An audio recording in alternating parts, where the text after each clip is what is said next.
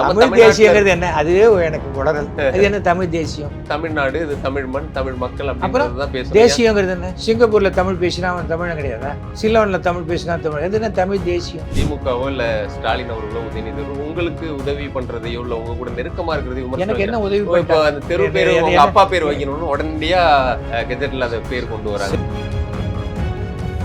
நீ மட்டும் 1000 ரூபாய் டிக்கெட்டுக்கு 1 லட்சம் வாங்கிட்டியா? பத்தியா இண்டிகோல ஏதோ நீ அவன் கை கால் வச்சு அவன் கக்கூஸ் கழுவுறிய நீ உடனே 200 ரூபா வாங்குறிய நீ. ஏன்னா அவனுடைய புத்தியும் அவன் லெவலும் அந்த 200 ரூபாயும் கக்கூஸை தவிர வேற இடத்துல இல்லை. நான் போற இடத்துல எல்லாம் என் கலரை மாற்றி நான் ஏன் மாத்திக்கணும்? நீங்க எப்பவும் மாத்திக்கிட்டு நான் மாத்திக்கிறேன். அதனால தானே என்னை வச்சுக்க மாட்டேங்கிறாங்க.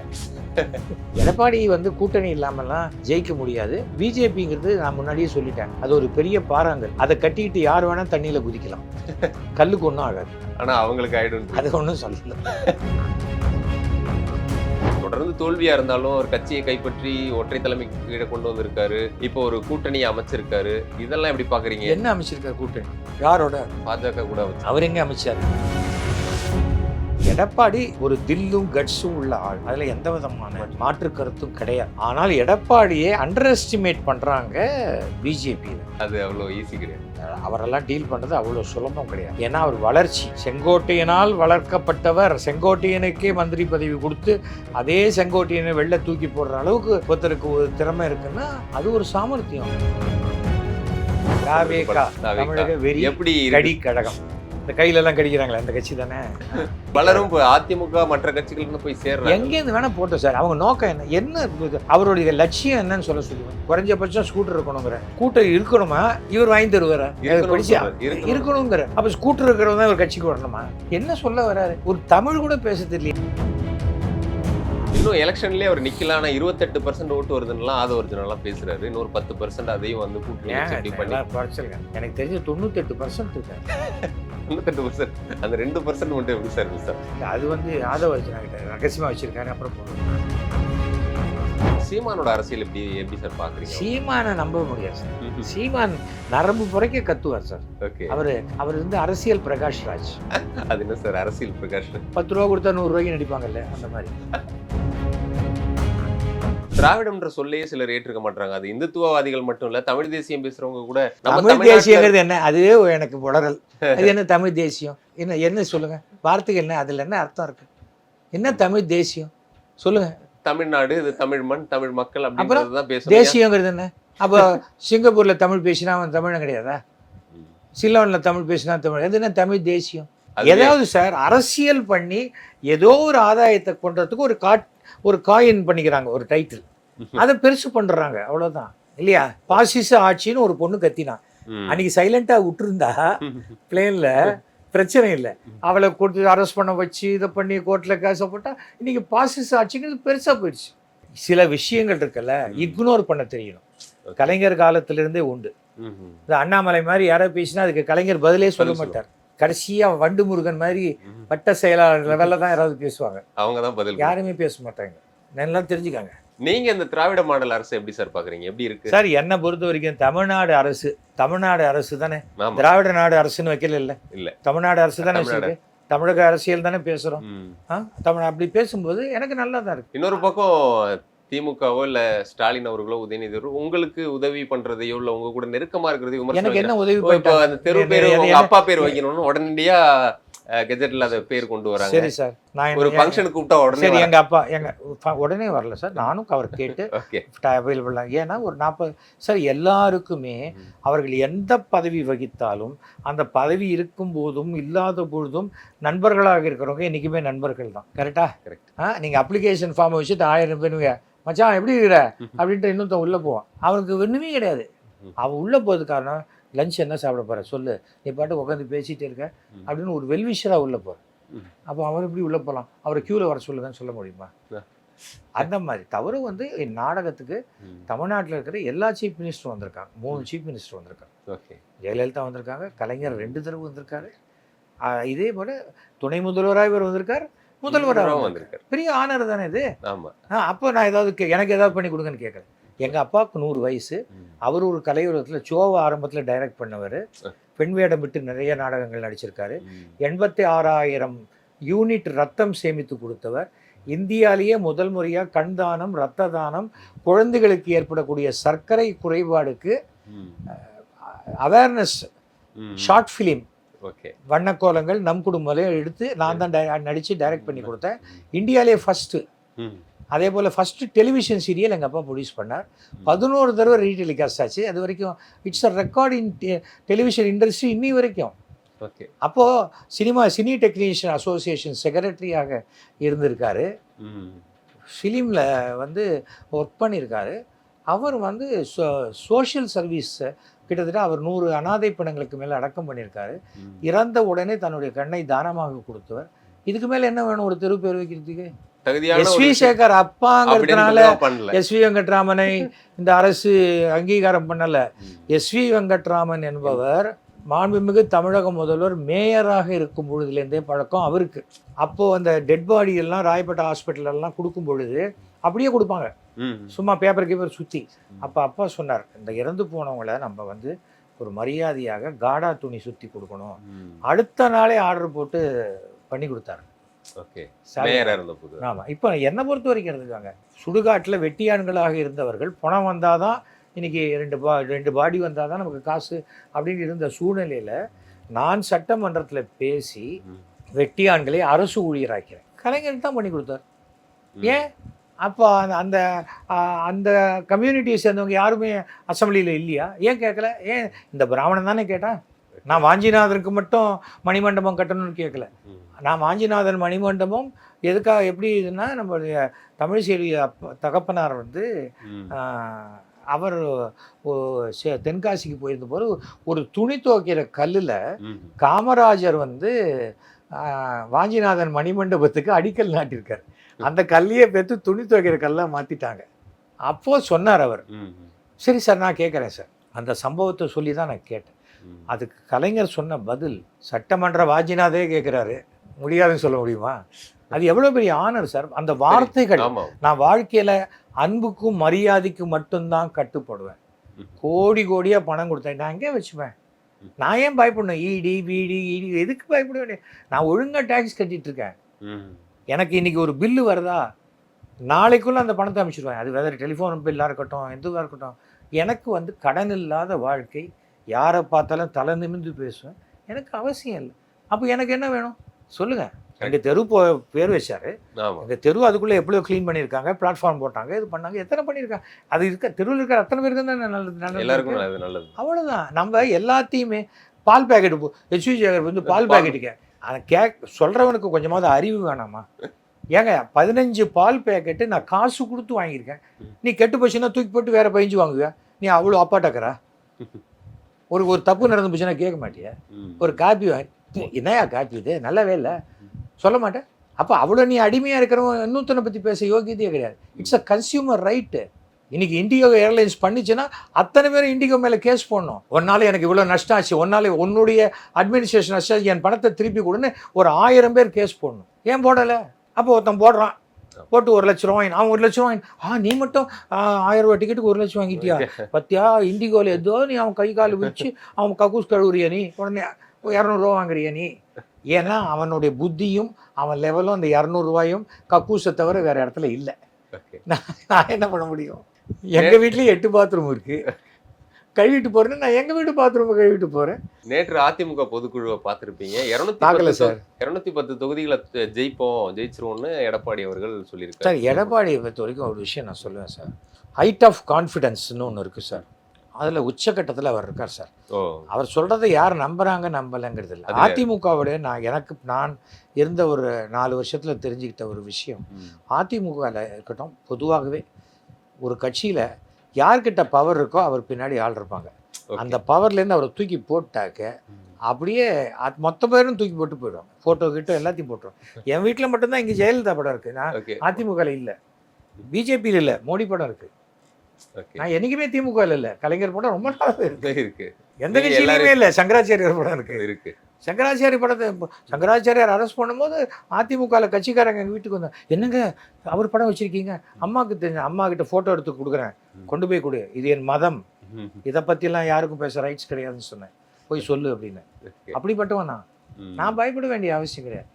சில லூசுக்கு தான் நினைச்சிட்டு இருக்கு நான் போற இடத்துல எல்லாம் என் கலரை மாத்தி. நான் ஏன் மாத்திக்கணும்? நீங்க எப்பவும் மாத்திக்கிட்டது நான் மாத்திக்கிறேன். அதனால தானே என்ன வச்சுக்க மாட்டேங்கிறாங்க.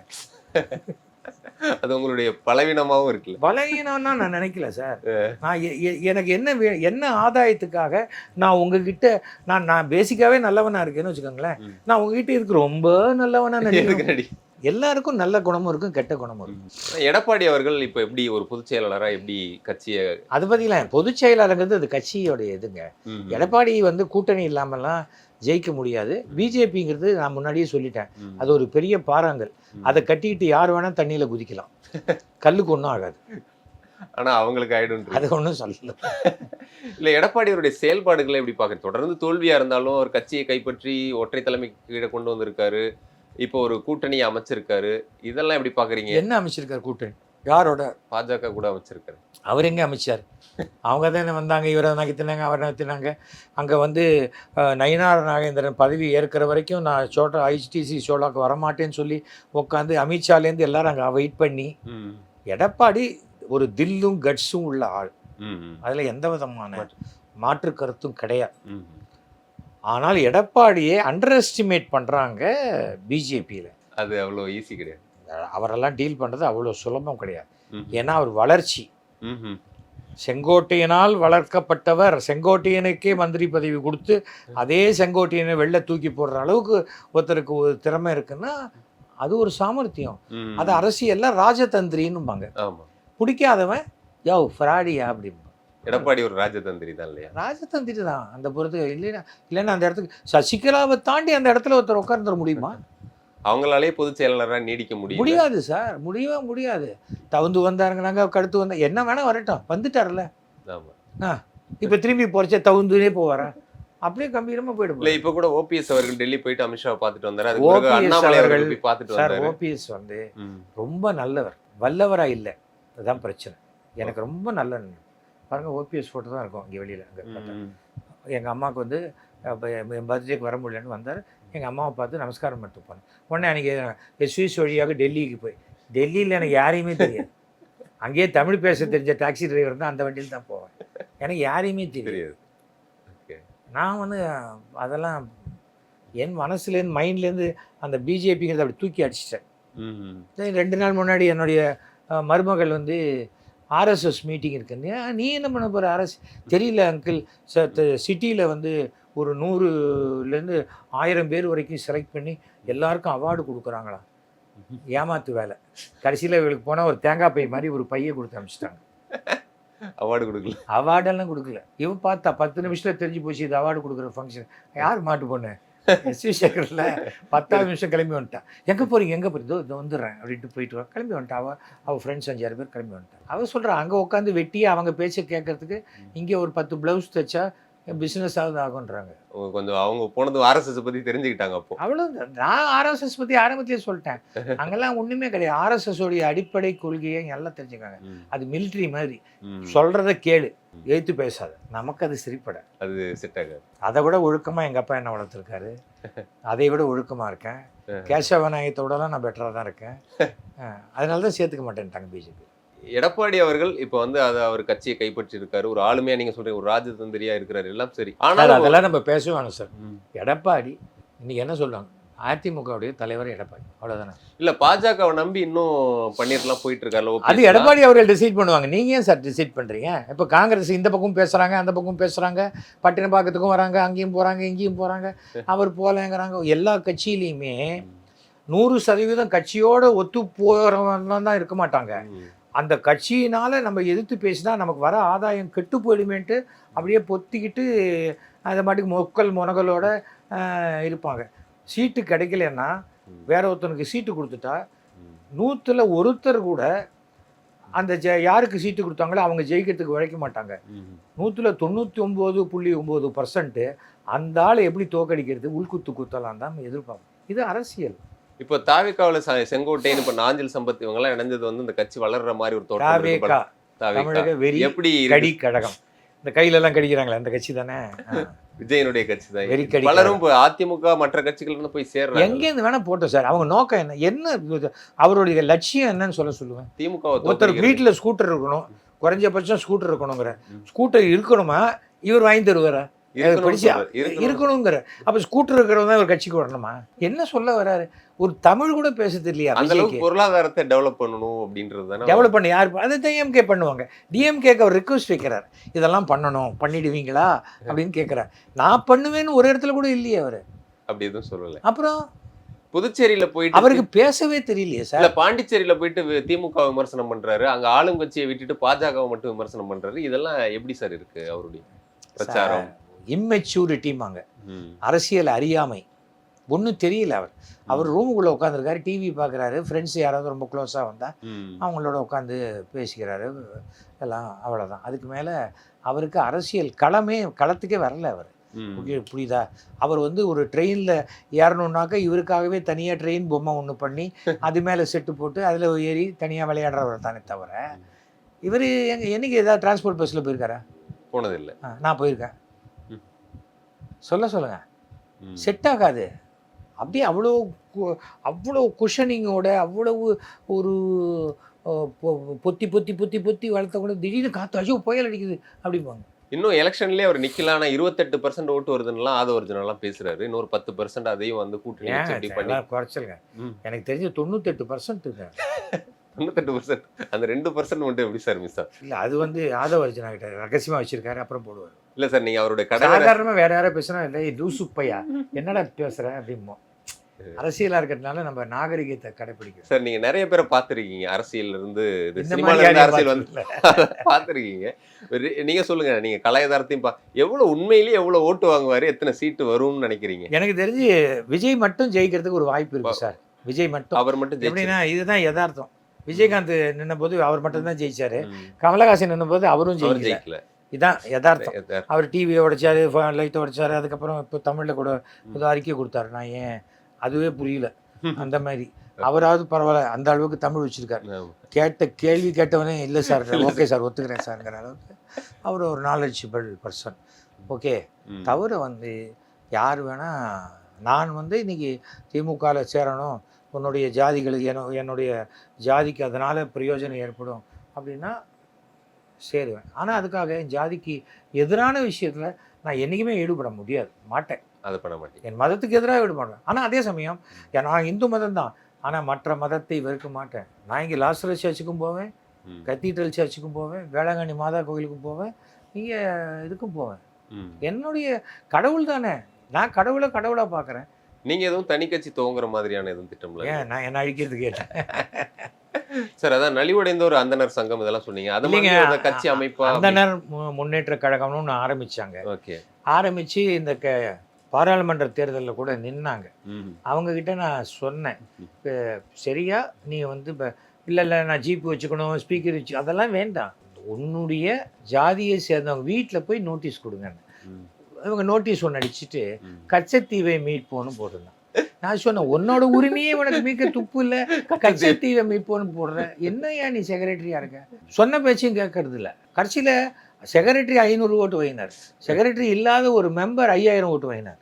செக்ரட்டரிக்கு 5 இடத்துல நின்னாங்க. ஓகே. இப்போ இந்த எலெக்ஷனில் இப்போ ரவி கணேஷ்னு அவர் இந்த பிராமினுக்காக ஒரு கட்சி ஆரம்பிச்சிருக்காரு. 10 தொகுதியில் நிற்க போகிறாங்க. ஓ. 10 தொகுதியில் கிட்டத்தட்ட 10 கோடி ரூபாய் செலவழிக்க ரெடியாக இருக்காங்க. ஓ. அதே சமயம் ம். சீமான் 5 பிராமணர்களுக்கு சீட்டு கொடுக்கறதா சொல்லியிருக்காரு. தெரிஞ்சுக்காங்க இதெல்லாம் ஓகே. கடை. நிலவரம். ஏன்னா ஏதாவது ஒரு கண்டிஷன்ல ம். ஒரு கூட்டத்தை மாத்திரம் வாழ்க்கையில ஒதுக்கிட்டு போகவே முடியாது. அது அந்த இடத்துக்கு ஒரு இம்பார்ட்டன்ஸ் வர ஆரம்பிக்கும் பொழுது ம். என்ன சமூக நீதினா என்னங்க? எல்லா சமூகத்தினருக்கும் எல்லாருக்கும் வாய்ப்பு சமமா இருக்கணும். ம். மேட்டையும் பள்ளத்தையும் சரிசமமாக்கணும். ம். மேட்டை பள்ளமாக்கி பள்ளத்தை மேடாக்கிட்டா அது சமூக நீதி இல்லை, மறுபடியும் சமூக அநீதி தான். Okay. 234 பேர் இருக்காங்க. பிராமணர்கள் 3%, இப்போ 5% இருக்காங்க. 3%ன்னு வச்சுக்கோங்க. ம். அப்போ 7 பேர் இருக்கணும் இல்லை அசம்பிளியில், ஏன் ஒருத்தர் கூட இல்லை? அப்போ அது சமூக அநீதி இல்லையா? ம். ஒரு காஸ்ட் ரெப்ரசன்டேஷன் வேண்டாமா? காஸ்ட்டே ஜாதி மதமே கிடையாதுன்னு அப்போ ஏன் ஜாதியை வச்சு எலெக்ஷனில் சீட்டு கொடுக்குறீங்க?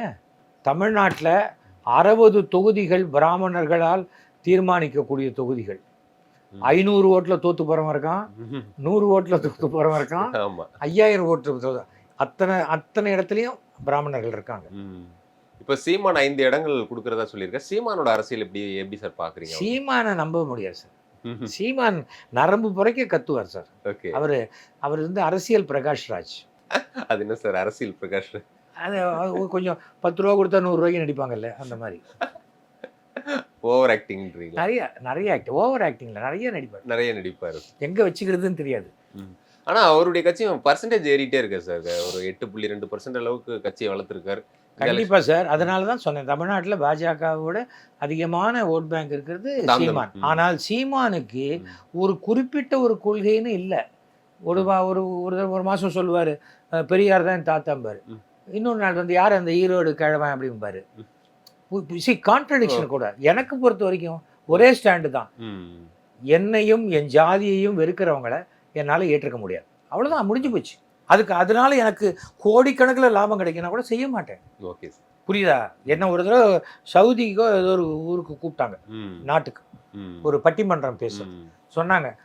சார் இந்த விநாயகரையும் எடுத்துருங்க, இது ரெண்டையும் போட்டுக்கூடாது. எனக்கு வேண்டாம், அந்த ஊரே வேண்டாம். $10,000 பேமெண்ட் ஒரே நாள். $10,000 வேண்டாம். வேண்டாம், என்னத்துக்கு? அப்படி வாழ்க்கையை நான் நடத்த வேண்டாம் சார், நான் அவசியமே இல்லை. நான் சர்ச்சுக்கு போவேன், உடனே அதுக்காக சிலுவை போட்டுக்கணுமா? முஸ்லீம் இதுக்கு போயிருக்கேன், ரம்ஜான் விழாக்கு போயிருக்கேன், உடனே நான் தொப்பி போட்டு ஏன் போட்டுக்கணும்?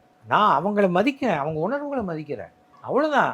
இது ஒருவன் தன் மதத்தின் மூலம் எப்படி கடவுளை வழிபடுவதுங்கிறத இன்னொரு மதத்துக்காரன் சொல்கிறதுக்கு அருகதை கிடையாது. நல்லா புரிஞ்சுக்கணும், அதெல்லாம் தெரிஞ்சுக்கணும். எப்படின்னா, நான் சாதாரணமாகவே ஒரு இது இருக்குது, நீ வந்து ஒரு தீர்ப்பை விமர்சிக்கலாம், ஆனால் நீதிபதியை விமர்சிக்கக்கூடாது. இது சட்டம், அதான் கண்டெம்ப்ட் ஆஃப் கோர்ட்டுமா. ஆனால் ஒரு கூட்டமாக சேர்ந்தால் என்ன பண்ண முடியும் அப்படின்னா, அதுக்கு பதில் நம்மக்கிட்ட இல்லை, அந்த நீதிபதியோ அந்த நீதித்துறையோ தான் நமக்கு சொல்லணும். ஆனால் என்னை பொறுத்த வரைக்கும் நான் சட்டத்தை மதிக்கிறவன். சட்டத்தை நாம் மதித்தால் சட்டம் நமக்கு பாதுகாப்பு கொடுக்கும். இல்லை, இதை நீங்கள் சொன்னதுனால கேட்குறேன். இந்த திருப்பரங்குன்றம் சம்பவ விவகாரத்தில் தமிழக அரசு நான் எதுவுமே பேச மாட்டேன். ஏன் பேச மாட்டேன்னா, ஒரு விஷயம் கோர்ட்டில் இருக்கும்போது அதை பற்றி பேசக்கூடாதுன்னு சொல்லுவாங்க. ஓகே, அதனால அசம்பிளியில் எவ்வளோ பேர் சொல்லியிருக்காங்க இதே வார்த்தையை எது சொல்லிருக்காங்க. முதலமைச்சர் இதை பற்றி பேசுகிறாரா? பேச மாட்டார். ஏன் சொன்னால் அவர் சட்டம் தெரிந்தவர். சார், நான் வந்து முதலமைச்சரோட ஒரு நண்பனாக இருக்கிறேனே ஒழிய அங்கே இருக்கிற தப்பியோ கிப்பியோ எல்லாத்தையும் சொல்லி கிளற வேலைகள் நான் பண்ண மாட்டேன். உங்களோடய இருக்கேனா, உங்களுக்கும் எனக்கு என்ன பிடிச்சிருக்கோ அந்த விஷயத்தை மாத்திரம் பேசி தோளில் கை போட்டு போயிட்டே இருப்பேனே தவிர, பிடிக்காத விஷயத்தை பேசி சட்டையை கீழ்ச்சிக்கிட்டு நிற்கிற பழக்கம் எனக்கு கிடையாது. அதற்காக நான் என் கொள்கையிலேருந்து பின்வாங்கிட்டேன்னு அர்த்தமே இல்லை. கலைஞர், நாங்கள் எதிர்கட்சியாக இருக்கும்போது கலைஞர் முதலமைச்சராக வரும்போது நான் ஏந்து நிற்பேன். அப்படியே அமுக்குவாங்க, இந்த பக்கம் செந்தில் பாலாஜி அமுக்குவார், அந்த பக்கம் கோஹரி, இது எல்லாருமே நம்ம பேட்ச் மேட் தானே, வாங்குகிற இஞ்சி மிட்டாய் எல்லாம் தான் ஒன்றா சாப்பிடுவோம், எல்லாம் பண்ணுவோம். அப்புறம் நான் கையை பிடிப்பேன், கையை நைஸாக. நான் அதை பற்றி கவலைப்பட, நான் சொல்லுவேன் இட்ஸ் அ ப்ரோட்டோகால். அவர் சீஃப் மினிஸ்டர், என்ன தப்பு இருக்குது? நான் வந்து இதுக்கெல்லாம் பயப்படுறவன்லாம் கிடையாது. நான் நானாகத்தான் வாழ ஆசைப்படுவேன். ஆனால் என் கருத்துக்களோடு ஒத்து போகிறவங்க ஒத்து போகாதவங்க பற்றி கவலைப்படுவேன். நட்போடு இருப்பேன். திருமாவளவனுக்கும் எனக்கும் எவ்வளோ கருத்து வேறுபாடு இருக்கலாம். அவரே சொல்கிறாரு, இந்த குறிப்பிட்ட ஜாதிகாரங்க இந்த இதில் வந்துட்டாங்கங்கிற என்ன பேச்சு? தகுதியானவர் வந்திருக்காரா, தகுதி இல்லாதவர் வந்திருக்காரு, அதுதான் பார்க்கணும். விஷயம் தெரிஞ்சவங்க வந்திருக்காங்களா, விஷயம் அவ்வளோதானே பேச முடியும். இப்படி எல்லாத்துலேயுமே இது பேச ஆரம்பித்தா எங்கே போய் நிற்கும்? திருப்பி பிரச்சனையாக தான் அது என்ன காரணம் என்றால், அரசியல் ஒரு இடத்துல நுழையும் போது அந்த இடம் அசிங்கமாகி விடுகிறது. அரசியல் நுழையாமல் ஒரு சாதாரணமாக பார்த்தா காமாலை கண்ணோட பார்க்குற மாதிரி இருக்காது. நான் அந்த மாதிரி என்னை நிரூபிக்க வேண்டிய கட்டாயத்தில் நான் எங்கேயுமே இல்லை. நான் என் குடும்பம், என் தெரு, என்னோடய வீடு, என்னுடைய எல்லாருக்குமே பார்க்குறவங்களுக்கே சொல்கிறேன், நீங்கள் வாழ்க்கையில் ரொம்ப சந்தோஷமாக வாழணும்னா உங்களுக்கு ஒரு 100 பேரை தெரிஞ்சால் போதும். நீங்கள் பேப்பர் ஒன்றும் படிக்க வேணும். தேர்தல் அன்னைக்கு அதுக்கு முன்னாடி உங்களுக்கு என்ன கௌரவம் பண்ணுறாங்களோ அதெல்லாம் கௌரவத்தை ஏற்றுக்கொண்டு, அதில் யார் மிக அதிகமான கௌரவம் கொடுக்குறாங்களோ, யார் வந்தால் நமக்கு நல்லா இருக்குமோ அவங்களுக்கு போய் நீங்கள் ஓட்டு போடுங்க. சரியா போச்சு. எதுக்கு 5 வருஷத்துலேயே இருக்கிற குப்பையும் அவன் திட்டுறதை இவன் திட்டுறதை பார்த்து என்ன பண்ண போகிறீங்க? இது அவசியம் இல்லை. அதுக்கு சொல்கிறேன். கண்டிப்பாக இப்போ குமுதம் புக்கே வருது, 1லேருந்து 84 பக்கமும் அத்தனை பேரும் படிக்கிறாங்க. நான் 1லேருந்து 10 படிப்பேன், என்னுடைய பையன் வந்து 10லேருந்து 20 படிப்போம். மாற்றி தான் யாருக்கு ஃபுல் புக்கு படிக்கிறவங்க அந்த வீட்டில் எல்லாரும் ஒரு ரவுண்டு படித்து முடிச்சாலும் அவங்க தனியாக உட்காந்து ஒரு அடுத்த வாரம் புக்கு வர வரைக்கும் படிப்பான். அப்போது அவன் அது எதுக்கு முழுக்க படிக்கலையா? எதுனா பாடப்புஸ்தகமா அது? நாம எப்படி இருக்கணுங்கிறது ஒண்ணு. ஆனா அடுத்தவங்கலாம் எப்படி இருக்கணும், என் ஆசைக்கு இருக்கணும்னு நினைக்கிறாங்க பாருங்க, அது முட்டாள்தனம். அது அதை அந்த நீங்க எப்பவும் செய்ய செய்ய மாட்டீங்க. மாட்டேன். கண்டிப்பா சார். Thank you sir. நன்றி, வணக்கம்.